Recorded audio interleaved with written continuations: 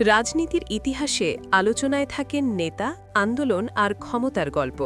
কিন্তু সেই ইতিহাসের আড়ালে থেকে যান কিছু নীরব মানুষ, যারা আলো চান না, তবু ইতিহাসের অংশ হয়ে ওঠেন। বেগম খালেদা জিয়ার জীবনে এমনই এক নীরব সঙ্গীর নাম ফাতেমা বেগম। ১.৫ দশকের বেশি সময় ধরে গৃহকর্মীর পরিচয় ছাড়িয়ে তিনি হয়ে উঠেছিলেন খালেদা জিয়ার একান্ত ছায়াসঙ্গী। কারাগারের অন্ধকার প্রকোষ্ঠ, গৃহবন্ধিত্বের দীর্ঘ সময়, হাসপাতালের নিঃসঙ্গ রাত, সবখানেই নীরবে পাশে ছিলেন ফাতেমা। ২০১৪ সালের মার্চ ফর ডেমোক্রেসি কর্মসূচিতে পুলিশি বাধার মুখে খালেদা জিয়া যখন শরীরের ভার সামলাতে পারছিলেন না, ক্যামেরার ফ্রেমে ধরা পড়ে তার হাত শক্ত করে ধরে রাখা এক মানবিক মুহূর্ত। সেই হাতটি ছিল ফাতেমার।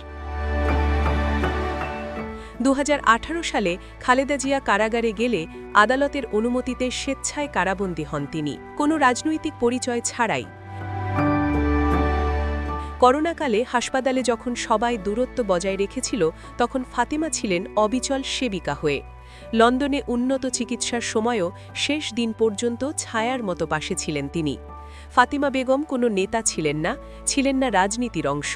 তবু তিনি প্রমাণ করে গেছেন, সব সম্পর্ক ক্ষমতার নয়, কিছু সম্পর্ক শুধু দায়িত্ব আর মানবিকতার।